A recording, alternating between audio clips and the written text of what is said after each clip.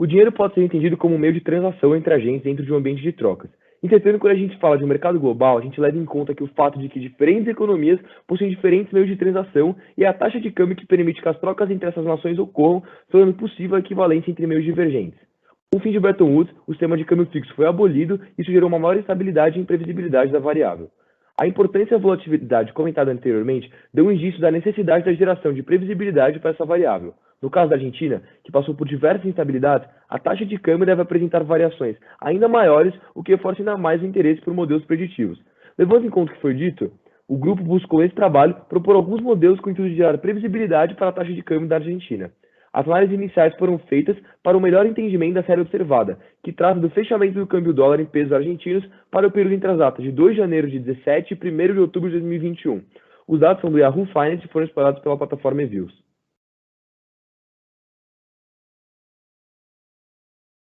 Que o peso argentino apresentou uma tendência de depreciação. Ademais, o correlograma da série apresenta uma FAQ que decai lentamente, o que traz indícios de uma série estacionária. Esse movimento observado pode ser associado, em parte, com a crise econômica. Um dos fatores macroeconômicos envolvidos nessa crise foi a decisão de aumentar a meta inflacionária de 2018, levando à diminuição da taxa de juros.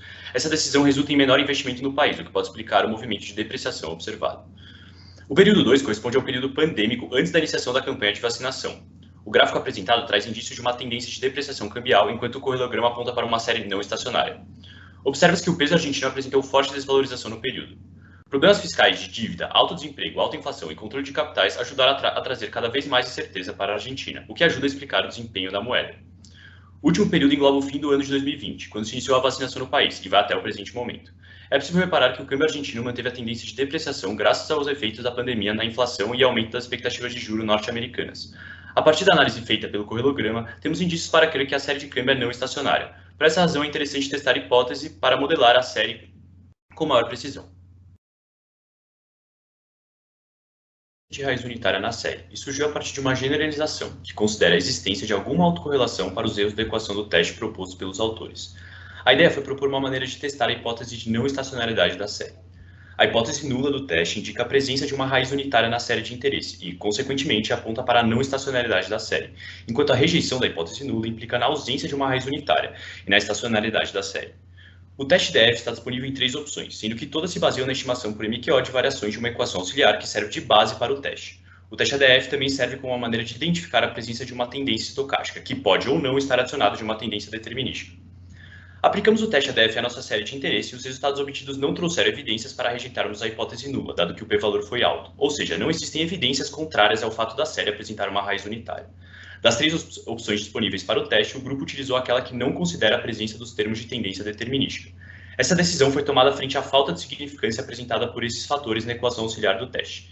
Diante do resultado obtido, foi tomada a primeira diferença da série para que ela se tornasse estacionária.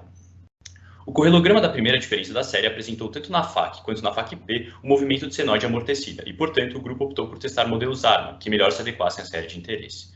Utilizando os critérios de informação, optamos por estimar o modelo ARMA 2.3, com o intuito de gerar previsibilidade para a série.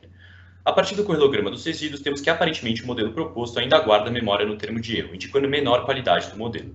Entretanto, entre os modelos testados, esse foi o que deixou menos memória. O fato dos resíduos ainda terem guardado memória pode implicar em um comportamento aleatório por parte da série nesse período.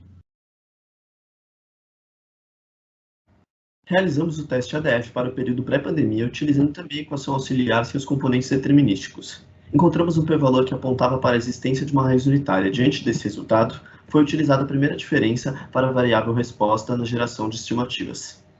O correlograma da série deu indícios para o uso de um modelo ARMA. O modelo ARMA 1.3 se mostrou promissor pelos critérios de informação, e significa que o câmbio no período pré-pandêmico era mais influenciado pelos choques do que pelo próprio câmbio. Analisando o correlograma dos resíduos, é possível perceber que ainda há memória restante, mas dentre os modelos testados, esse foi o que melhor desempenhou nesse aspecto. Assim como para a série geral, a taxa de câmbio no período deve ter apresentado um comportamento mais aleatório, o que pode ser associado com a instabilidade do país mencionado anteriormente. No período 2, a primeira coisa a ser notada é que o componente MA3 não se mostra estatisticamente relevante. Isso pode significar que estamos estimando coeficientes pouco relevantes para o modelo, o que por sua vez afeta a capacidade preditiva. No âmbito do resíduo do modelo, é possível notar que as estimativas feitas para o período anterior não se adequaram de forma muito relevante, com o resíduo não sendo guiado por um ruído branco. Vamos perceber que o modelo proposto para o período pré-pandemia não é o mais adequado. Isso é observado novamente na significância estatística para o coeficiente MA3. O resíduo também não segue o ruído branco, indicando a presença de memória restante. Sendo assim, é notável que a utilização de modelos cambiais pré-pandêmicos para os momentos durante a pandemia não são adequados. Isso deve muito à incerteza que a pandemia introduziu ao mundo financeiro, impactando ainda mais os países emergentes. Nesses momentos de crise, investidores buscam investimentos mais seguros e moedas mais fortes, que acaba por alterar toda a dinâmica cambial. O que indicava a existência de um processo não estacionário. A partir daí, encontramos com base nos correlogramas e nos 3 critérios já citados, o modelo AGMA 2.1. Como foi observado que existe uma certa tendência de crescimento na taxa de câmbio nesse período, faz sentido pensar em um modelo que depende mais dos seus valores passados e menos de choque. Isso pois, a incerteza trazida pelo cenário econômico desfavorável na Argentina, somada à pandemia, acaba desestimulando a entrada de capitais em países instáveis, criando uma desvalorização mais contínua do câmbio. Na análise de resíduos, chega-se à conclusão de que o resíduo é regido por um ruído branco, mostrando que o modelo se mostra como uma boa estimativa da variável. O teste ADF para o período após a vacinação trouxe evidências contrárias à hipótese nula. Entretanto, ao estimarmos o modelo sem tirarmos a primeira diferença, o resíduo apresentou padrão significativo na FAQ e na FAQ-P, o que indica menor qualidade por parte do modelo. Frente a essa questão, o grupo optou por estimar um novo modelo a partir da primeira diferença da série. O correlograma trouxe evidências para o modelo AGMA, porém, a parte autorregressiva do modelo constantemente deixou de apresentar significância estatística, o que levou o grupo a propor um modelo AGMA 0.1. O correlograma dos resíduos do novo modelo proposto apresentou padrão menos relevante, o que aponta para um resíduo com características de ruído branco. Essa característica reforça a qualidade por parte do modelo proposto.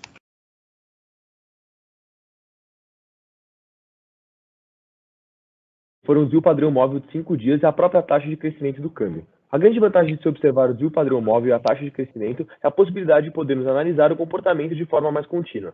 Sendo assim, podemos perceber que a volatilidade é mais acentuada no período pré-pandemia, impulsionada pela instabilidade política e econômica.